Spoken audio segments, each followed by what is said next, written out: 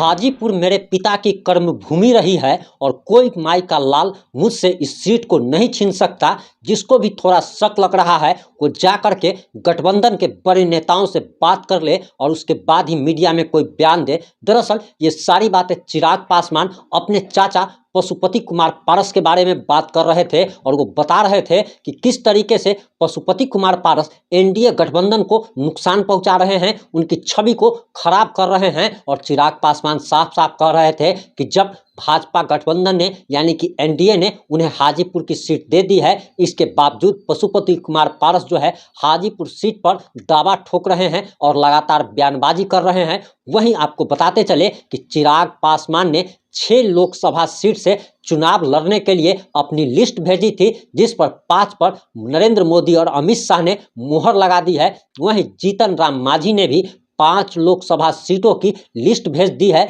जिस पर नरेंद्र मोदी और अमित शाह की मुहर लगनी बाकी है। और उसमें जीतन राम मांझी ने यह भी कह दिया है कि हम 5 सीटों पर मजबूती के साथ तैयारी कर रहे हैं और इसमें से कम 3 लोकसभा की सीटें हमें मिलनी ही मिलनी चाहिए। और तमाम बातें हम इस 3 से 5 मिनट की रिपोर्ट में आपको बताने जा रहे हैं।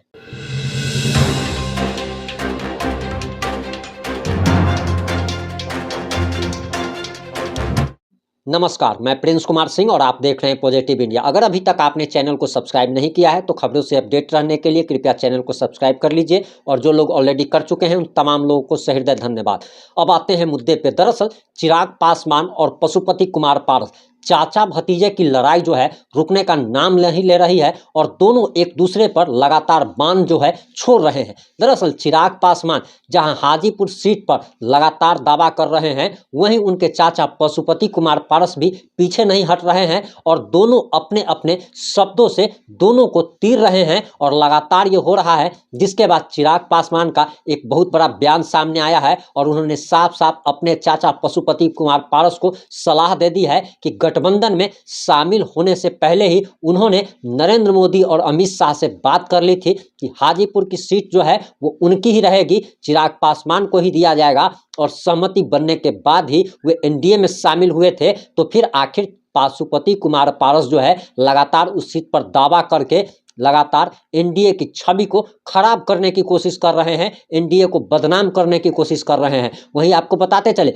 हाजीपुर सीट से रामविलास पासवान लगातार चुनाव जीतते रहे हैं। एक बार हालांकि वो चुनाव हारे भी थे, लेकिन पशुपति कुमार पारस का दावा है कि भाई की विरासत और भाई की कर्मस्थली उनको ही मिलनी चाहिए। और वो भी लगातार इस बात का दावा कर रहे हैं कि चाहे कुछ भी हो जाए, कोई माई का लाल उन्हें हाजीपुर सीट से चुनाव लड़ने से नहीं रोक पाएगा। लगातार चाचा और भतीजे में जुबानी जंग जारी है, लेकिन चिराग पासवान ने सबसे बड़ा खुलासा कर दिया है और उन्होंने ये बात कह दी है कि एनडीए में शामिल होने से पहले ही उन्होंने अपनी शर्त जो है प्रधानमंत्री नरेंद्र मोदी और गृह मंत्री अमित शाह को बता दिया था और दोनों ने इस पर सहमति भी दे दी थी। उनका 5 सीट फाइनल भी हो चुका है, जिसमें से हाजीपुर लोकसभा सीट भी उसमें से एक प्रमुख है। वहीं आपको बताते चले कि अब जीतन राम मांझी ने भी 5 लोकसभा सीटों का नाम जो है वो अलाकमान को भेजा है। नरेंद्र मोदी के पास गया है लिस्ट, अमित शाह के पास गया है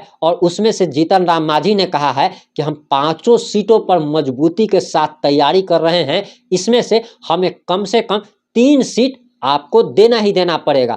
अब प्रधानमंत्री के लिए और गृह मंत्री अमित शाह के लिए ये जी का जंजाल बन गए हैं। और जी का जंजाल कैसे बने हैं उसे जरा समझने की कोशिश कीजिए कि जिस 5 लोकसभा सीटों पर जीतन राम मांझी की नज़र है और जो लिस्ट भेजी गई है उसमें से एक सीट भाजपा की है, भाजपा की सिटिंग सीट है। वही चिराग पासवान की भी 2 सीटें हैं। इससे आप समझ सकते हैं कि चिराग पासवान के जहां 2 सिटिंग सीट है, वहीं बीजेपी की 1 सीट है। यानी कि जीतन राम मांझी की जो नज़र है वो भाजपा पर है और चिराग पासवान पर है। यानी कि इन दोनों का जो है वो सीट जो है जीतन राम मांझी अपने कब्जे में करना चाहते हैं और इसीलिए इस लिस्ट को लेकर के अमित शाह और नरेंद्र मोदी भी असमंजस विवश में हैं कि आखिर जीतन राम मांझी ने उनसे ऐसी सीट क्यों मांग ली जिस पर चिराग पासवान का पहले से दावा है और चिराग पासवान से बात भी हो चुकी है। चिराग पासवान से वादा भी कर दिया गया है कि उन्हें वो लोकसभा सीट दी जाएगी।